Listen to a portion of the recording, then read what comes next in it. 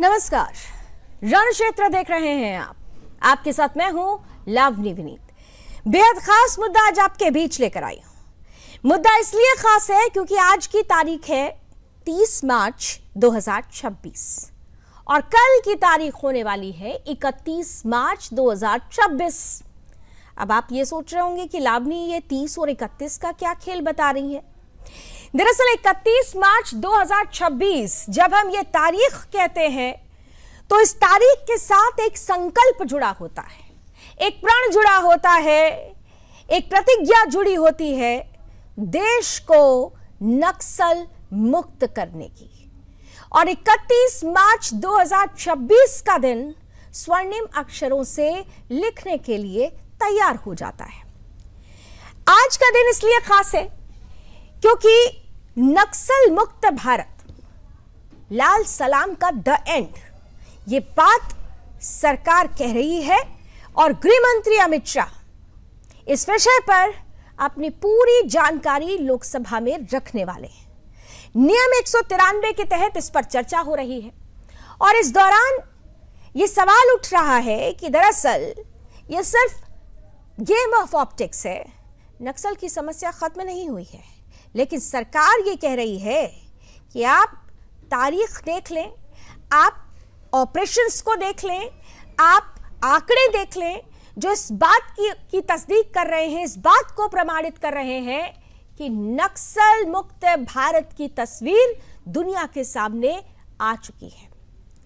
सबसे पहले यह समझना जरूरी है कि नक्सलवाद कोई एक दिन की लड़ाई नहीं है। यह कोई एक दिन की लड़ाई नहीं थी। यह दशकों से देश के सीने में लगा वो घाव था जिसे भरने का साहस किसी ने नहीं दिखाया। साहस अगर कोई दिखा रहा था तो हमारे देश की फोर्सेस दिखा रही थी। जिस समर्पण के साथ लाल आतंक को खात्मे के लिए लगातार हमारी फोर्सेस डटी हुई थी, जुटी हुई थी, अपने प्राण न्यौछावर कर रही थी भारत माता पर, यह उसी का परिणाम है। बयान बहुत सारे आए लेकिन जमीन पर एक्शन वो सबको याद होना चाहिए। याद कीजिए वो दौर जब ऐसा भी वक्त था जब 136 डिस्ट्रिक्ट्स, मोर देन 126 बल्कि कहना चाहिए, 90 से ज्यादा जिले ये कहा जाता है और धीरे धीरे ये जो संख्या थी बढ़कर 126 के करीब पहुंच गई थी। रेड कॉरिडोर के नाम से जाने जाते थे। पश्चिम बंगाल से लेकर आंध्रा तक लगातार ये जो आतंक फैला हुआ था, जहां तिरंगा नहीं नक्सलियों का लाल आतंक चलता था। लेकिन आज उसी रेड कॉरिडोर को खत्म कर दिया गया है। उसे उसकी मांद में घुसकर ही देश के जाबाज शेरों ने, देश के जाबाज सैनिकों ने, सीआरपीएफ के जवानों ने पूरी तरह से कुचल दिया। यह बदलाव केवल कागजी दावा नहीं है, यह बदलाव वास्तविकता में हो रहा है। यह बदलाव गन, ग्राउंड और गवर्नेंस के दम पर आया है। सरकार ने ऑपरेशन समाधान लॉन्च किया था, याद होगा, जहां सिर्फ गोली नहीं बल्कि इंटेलिजेंस, टेक्नोलॉजी, टारगेटेड स्ट्राइक का भी इस्तेमाल हुआ था। हमारी सिक्योरिटी फोर्सेस ने विश्वास कायम करने का भी एक पूरा का पूरा माहौल तैयार करके दिया था।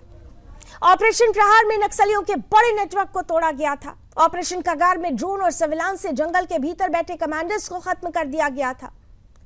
सिर्फ गोली ही नहीं चली थी साहब, विकास का पहिया भी दौड़ा। जहां पहले बारूद की गन थी, अब वहीं सड़कें बनी, मोबाइल टावर खड़े हुए, बैंकिंग, स्कूल पहुंचे, काम किया गया, विश्वास जगाया गया, विकास की बयार बही और आखिरकार नक्सलवाद खत्म हो रहा है। हजारों लाखों नक्सली सरेंडर कर चुके हैं। कई बड़े नक्सली, नामी नक्सलियों को, हिडमा जैसे नक्सलियों को ढेर कर दिया हमारे जवानों ने, और हमारे जवानों ने भी अपने सीने में गोलियां खाई है। उनका परिवार आज भी कुछ न्याय के लिए तरस रहा है, उसकी भी बात होगी। सवाल यह है कि हम जिस संविधान की बात करते हैं, जिस देश में हम राष्ट्र से प्रथम की बात करते हैं, वहां पर भारत का संविधान ही भविष्य तय करता है।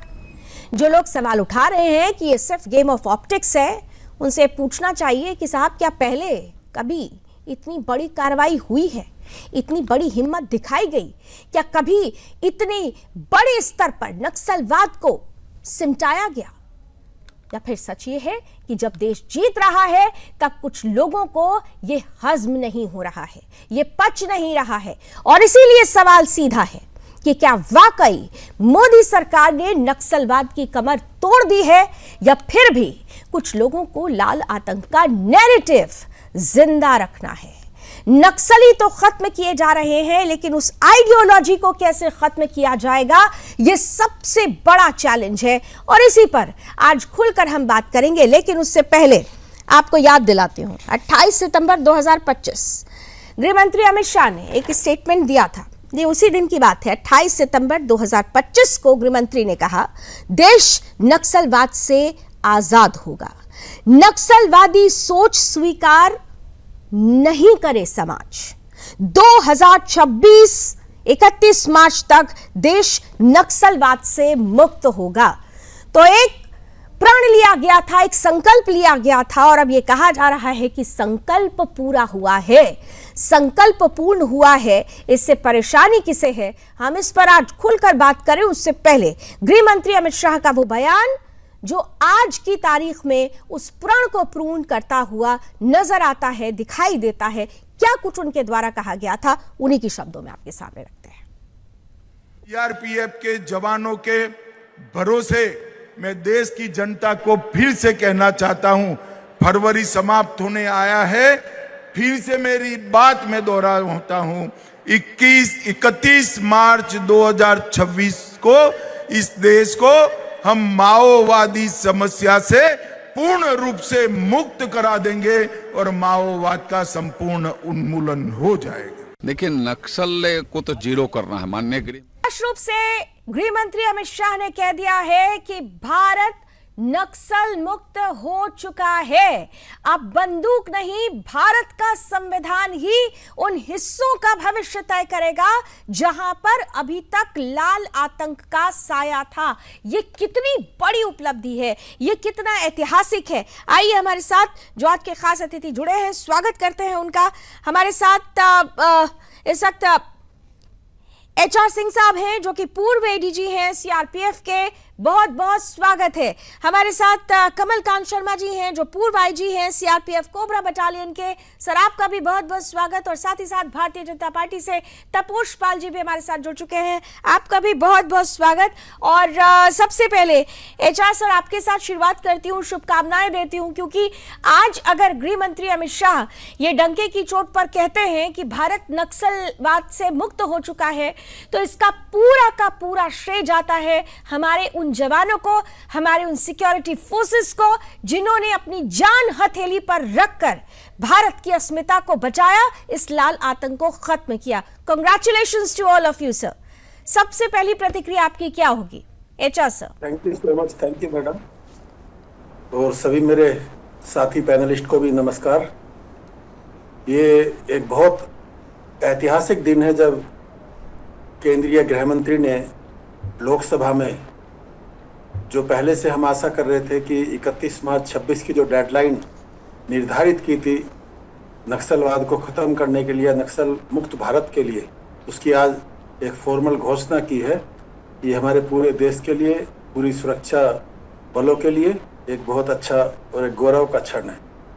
और मैं इसमें विशेष रूप से जितने निर्दोष लोग मारे गए इस नक्सलवाद हिंसा में, पुलिस वाले मारे गए, हमारे सीआरपीएफ के साथी और अफसर मारे गए, इसमें सभी सुरक्षा बलों की बहुत अहम भूमिका रही है। और ये कहना कि ये तो ऐसा मौका है जब हमें पार्टी लाइन से ऊपर उठ के बात करनी चाहिए। ऐसा नहीं है कि पहले की सरकारों ने, पहले की व्यवस्था ने इसके खिलाफ कोई प्रयास नहीं किए।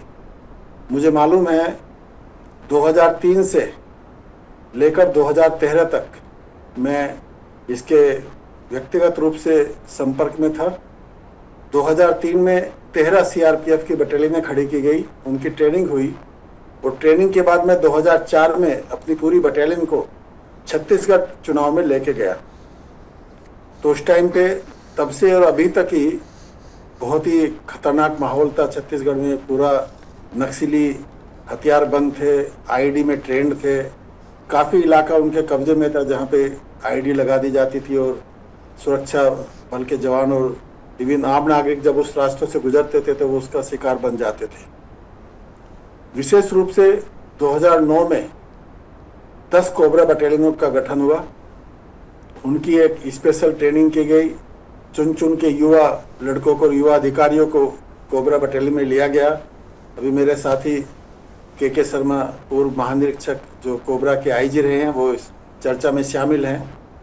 तो ये जो एक मिले जुले प्रयास थे जिसमें अहम भूमिका सीआरपीएफ और कोबरा बटालियन की थी, लेकिन उसके साथ साथ जो सीआरजी, जो छत्तीसगढ़ रिजर्व गार्ड और जो लोकल पुलिस और जितने भी ये सुरक्षा बल थे, उन सबका एक मिला जुला प्रयास था।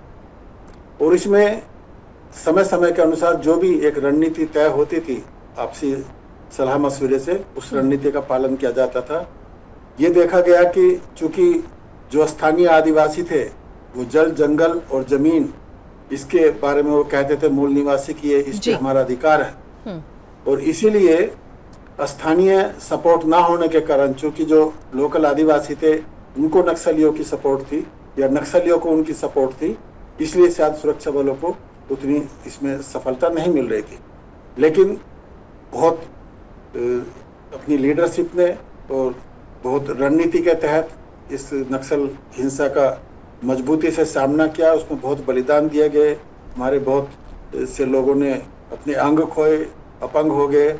इसके बाद भी सुरक्षा बलों का मनोबल नहीं टूटा, मनोबल नहीं टूटा, हौसला नहीं टूटा। और यही वजह रही कि लगातार जो तस्वीरें आई वो एक कहते हैं ना कि एक्स्ट्राऑर्डिनरी ब्रेवरी, वो हमें यहाँ देखने को मिली इस पूरे के पूरे। और ख़ास तौर से क्योंकि कमलकांत सर हमारे साथ हैं और जैसा कि कोबरा बटालियन से आप जुड़े हुए हैं सर, अबूझमाड़ की बात जब भी आती थी ये कहा जाता था कि ये बड़ा ही डिफ़िकल्ट एरिया है और इसको स्ट्रैटेजिकली ही सैबोटाइज किया जा सकता है, इसको पूरी तरह से इसी तरह से ख़त्म किया जा सकता है। तो क्या आपको लगता है कि जो स्ट्रैटेजिकल चेंजेस थे वो 2014 के बाद से बदले हैं? क्योंकि अभी सर ने जैसे बताया, सिंह सर ने, कि ऐसा नहीं है कि 2013 तक कोई ऑपरेशंस नहीं हुए, बहुत सारे स्ट्रैटेजिकल ऑपरेशंस हुए, लेकिन जो एक होता है ना कि एंड तक पहुंचना, डेडलाइन दे देना और एंड तक पहुंचना, उसमें क्या आपको लगता है कि 2014 के बाद से वो स्ट्रैटेजिकल चेंजेस आए और वो भारत को नक्सल मुक्त करने में एक मास्टर स्ट्रोक साबित हुआ? कमलकांत सर। नमस्कार। नमस्कार सर। देखिए, मैं 2003 में पहली बटालियन लेके नक्सल इलाके छत्तीसगढ़ में गया था और उस समय तक नक्सल को गैर कानूनी भी घोषित नहीं किया गया था और पूरी तरह से स्टेट पुलिस जो थी वो अनभिज्ञ थी कि ऑपरेशंस क्या करने हैं, क्या नहीं करने। हम जब पहुंचे तो हमको भी यह बताया गया कि केवल 1 महीने के लिए आपका डिप्लॉयमेंट है। मैं इसके जरिए आपको ये बताना चाहता हूं कि उस समय जब शुरू में नक्सलवाद पनपा, नक्सलवाद बढ़ा, तब राज्य स्तर पर और केंद्र स्तर पर किस तरह की लापरवाही का आलम था। हम लोगों को केवल 2 बटालियन 140 और 87 बटालियन सीआरपीएफ, लगभग जहां आज 80 बटालियन सीएपीएफ की तैनात हैं। तो ये डिप्लॉयमेंट बहुत बड़े स्तर पर हुआ। प्लस जैसा श्री एचआर सिंह सर ने बताया कि 2009 में कोबरा का गठन हुआ। कोबरा का गठन जो है वो एक गेम चेंजर था। कोबरा स्पेशली इसी के लिए ट्रेंड हुआ। तो लगातार जैसे जैसे स्थितियां आई, मैं ये मानता हूं, क्योंकि मैंने वो स्थितियां देखी हैं जहां आपके पास रहने की जगह नहीं, जहां आपके पास पीने का पानी नहीं, जहां अगर आपका साथी बीमार पड़ जाता है तो उसको हॉस्पिटल तक ले जाने का साधन नहीं, जब आपका साथी इंजर्ड हो जाता है तो उसको ले जाने का साधन नहीं। और ये सारी चीजें जो हैं वो आसानी से की जा सकती थी। ऐसा नहीं था कि देश के पास संसाधनों की कमी थी, लेकिन सोच की कमी थी, और उसका नतीजा ये हुआ कि हमारे सैकड़ों जवान और अधिकारियों ने जान देकर उसकी कीमत चुकाई। ये बहुत अच्छी बात है, ये मेरे लिए विशेष तौर से, क्योंकि मैं वहां कमांडेंट रहा, फिर जब डीआईजी भोपाल में था तो आता जाता रहा, उसके बाद कोबरा आईजी के रूप में मेरा हर सप्ताह में किसी न किसी क्षेत्र में नक्सली में जाना होता रहता था। तो मैंने जो ये आतंकवाद है नक्सलियों का, इसको बहुत करीब से देखा है, इनकी अमानवीय गतिविधियों को बहुत करीब से देखा है, किस तरह से वो बच्चों को उठा के ले जाते थे, अपने दल में शामिल कर लेते थे, उसको बहुत करीब से देखा है। ये सारी चीजें जो आज गृह मंत्री कह रहे थे कि पानी हमारे पास जो 300 केवल ml पानी लेके कर्रे गुट्टा की चढ़ाइयां चढ़ी, जहां के 47 टेम्परेचर था, मेरा सलाम है उन वीर सीएपीएफ के जवानों को, उन वीर अधिकारियों को जो उस नेतृत्व को करके उन्होंने देश को आज एक गौरवमयी बनाया है, जिससे कि बिल्कुल ये गौरवपूर्ण आतंकवाद से हम ऐसे ही जाबाजों के की वजह से, ऐसे ही जो हमारे जवान हैं और उनके बलिदान की वजह से है। लेकिन तपोश जी, श्रद्धांजलि है, नमन है, लेकिन इन सब के बीच कुछ प्रश्न हैं, और वो प्रश्न ये है कि हमने अब बंदूक की नली पर जो सत्ता की बात करते थे, उस बंदूक की नली को तो आपने बंद कर दिया। भारत का संविधान ही भविष्य तय करेगा, ये सुनिश्चित है, लेकिन हमारे पैरामिलिट्री फोर्सेस का भविष्य भी, उसे भी तय करना है, और उसकी जिम्मेदारी आप लोगों पर है। और ये बड़ा ही महत्वपूर्ण मुद्दा है जिस पर सरकार को अब सोचना होगा। तपोश जी, देखिए, सबसे पहले तो अमित शाह जी को और मोदी जी को बहुत बहुत धन्यवाद, क्योंकि देश आज नक्सल मुक्त हुआ है, और नक्सल मुक्त करने के लिए जो एक डिटर्मिनेशन और विल पावर की आवश्यकता होती है, वो एक लीडरशिप में होती है, और ये लीडरशिप हमारे देश में नरेंद्र मोदी जी ने करके दिखाया है। और मुझे अभी भी याद है कि अमित शाह जी ने खुले मंच से और संसद में भी ये भी कहा था कि हम 31 मार्च 2026 से पहले नक्सलवाद को ख़त्म कर देंगे, और वही हुआ। 21 इनके पोलिट ब्यूरो के मेन सदस्य थे जो कि इसको पूरा रन करते थे, उसमें से मैक्सिमम मार दिए गए, कुछ ने आत्मसमर्पण किया, और एक फरार है, उनसे बातचीत चल रही है। और 1970 से लेकर 2004 के बीच में इनका जो उत्थान हुआ, और उसके पीछे जो कांग्रेस का हाथ बताया गया, और देखा आपने अभी की सुदर्शन रेड्डी को इन्होंने उम्मीदवार भी बनाया था, जिन्होंने सल्वा जुडुम को खत्म किया था, और सल्वा जुडुम को स्टार्ट करने वाले कर्मा, उनकी भी हत्या नक्सलियों ने ही की थी। तो इस देश के विरोध में, इस संसद के विरोध में खड़े रहने वाले जो लोग हैं, नक्सलवाद, उसका समर्थन करने वाले कांग्रेसी, ये अभी तक इनको पालते रहे, और इस देश के संसद तो सर, ये चैलेंज तो अभी भी आपके सामने है। आपने बंदूक की नली बंद कर दी है, लेकिन विचारों की वो नली, विचारों की वो बंदूक, वो गोला बारूद, वो तो अभी भी है। उससे आप कैसे लड़ेंगे?